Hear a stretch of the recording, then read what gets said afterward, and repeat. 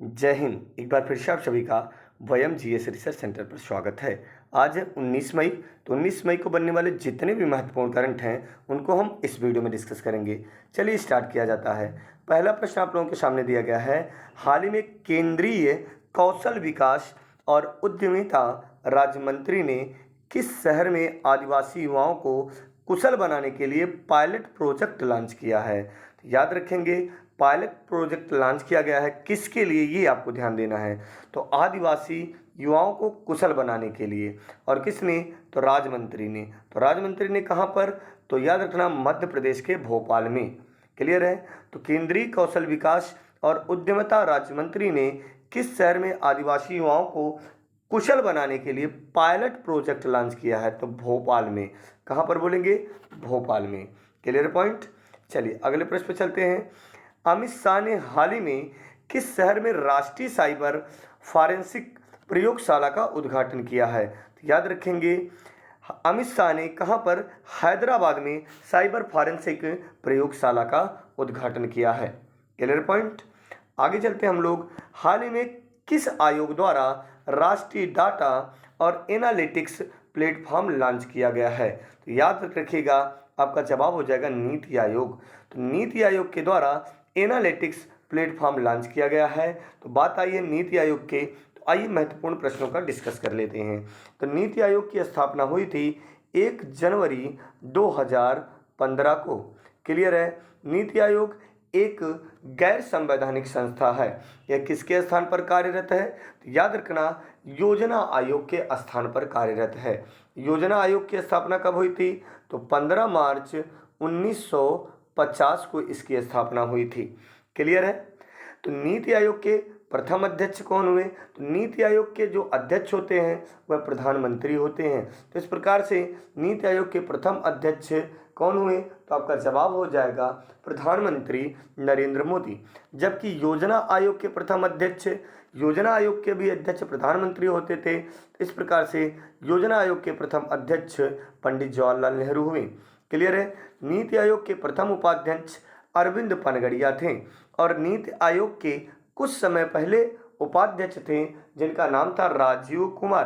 क्या नाम था? राजीव कुमार। इन्होंने अपने पद से इस्तीफा दे दिया और इन्हें अगला मुख्य निर्वाचन आयुक्त नियुक्त किया गया, राजीव कुमार को। याद रखेंगे आप लोग। और नीति आयोग का वर्तमान समय में उपाध्यक्ष हैं सुमन बेरी। क्लियर है? तो हाल ही में किसके द्वारा राष्ट्रीय डाटा और एनालिटिक्स प्लेटफॉर्म लॉन्च किया गया है? तो राष्ट्रीय डाटा और एनालिटिक्स प्लेटफॉर्म लॉन्च किया गया है नीति आयोग के द्वारा। अगले प्रश्न पे चलते हैं।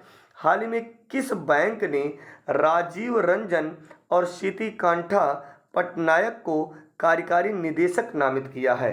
तो नाम याद रखना, भारतीय रिजर्व बैंक। तो भारतीय रिजर्व बैंक ने राजीव रंजन, रिजर्व है, याद रखेंगे रिजर्व, तो राजीव रंजन और सीती कांठा पटनायक को कार्यकारी निदेशक नामित किया है। Clear point. आइए सारे बैंकों की बात करेंगे तो सबसे पहले आरबीआई की ही बात कर लेते हैं। आरबीआई की स्थापना कब हुई थी? तो आपका जवाब हो जाएगा 1 अप्रैल 1935 को हुआ था। क्लियर है? जबकि आरबीआई का राष्ट्रीयकरण 1 जनवरी 1949 को हुआ था। क्लियर है? वर्तमान समय में आरबीआई की गवर्नर शक्तिकांत दास हैं। क्लियर है? आइए बाकी तीनों बैंकों को देख लेते हैं। भारतीय यूनियन बैंक की स्थापना हुई थी 11 नवंबर 1919 में। 11 नवंबर 1919 में हुआ था। याद रखेंगे सभी बच्चे। क्लियर है? और भारतीय यूनियन बैंक का मुख्यालय मुंबई में है। कहाँ पर प्यारे बच्चों? मुंबई में है। क्लियर है? भारतीय स्टेट बैंक की अगर बात कर लिया जाए तो भारतीय स्टेट बैंक की स्थापना हुई थी 1 जुलाई 1955 को।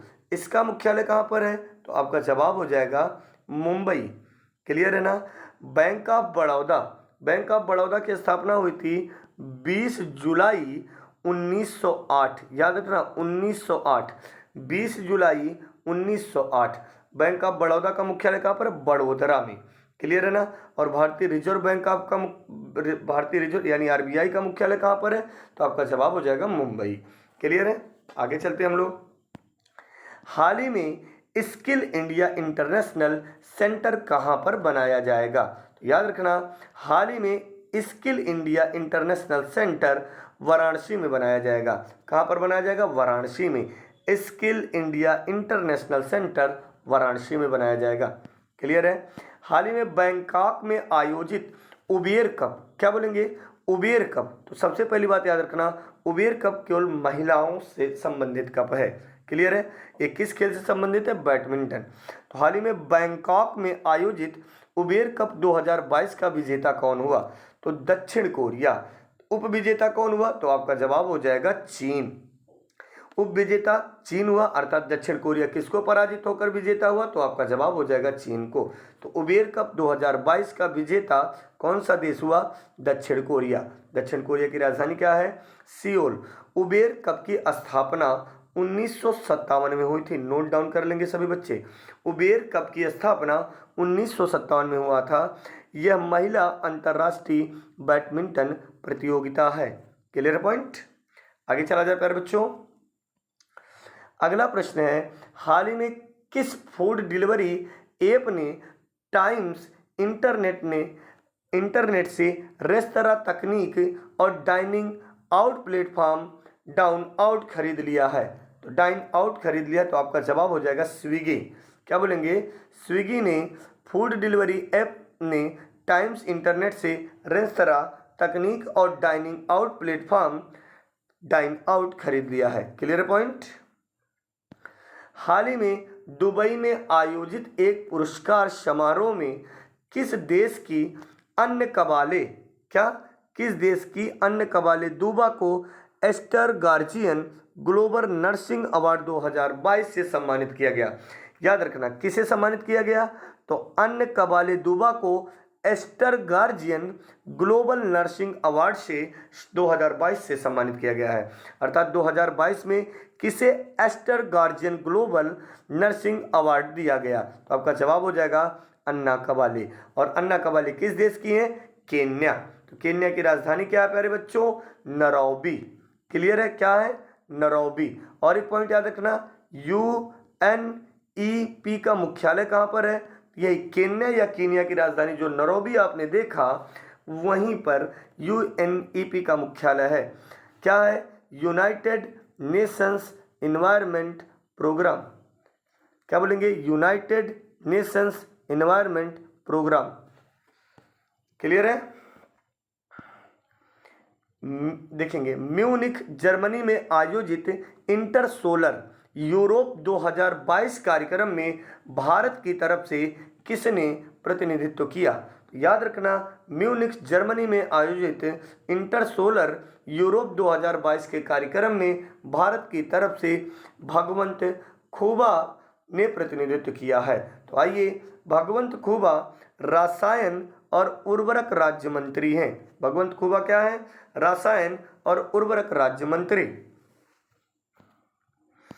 चलिए, प्रीवियस डे के रिवीजन करना सभी बच्चों को। एलिजाबेथ बोर्न किस देश की प्रधानमंत्री बनी है?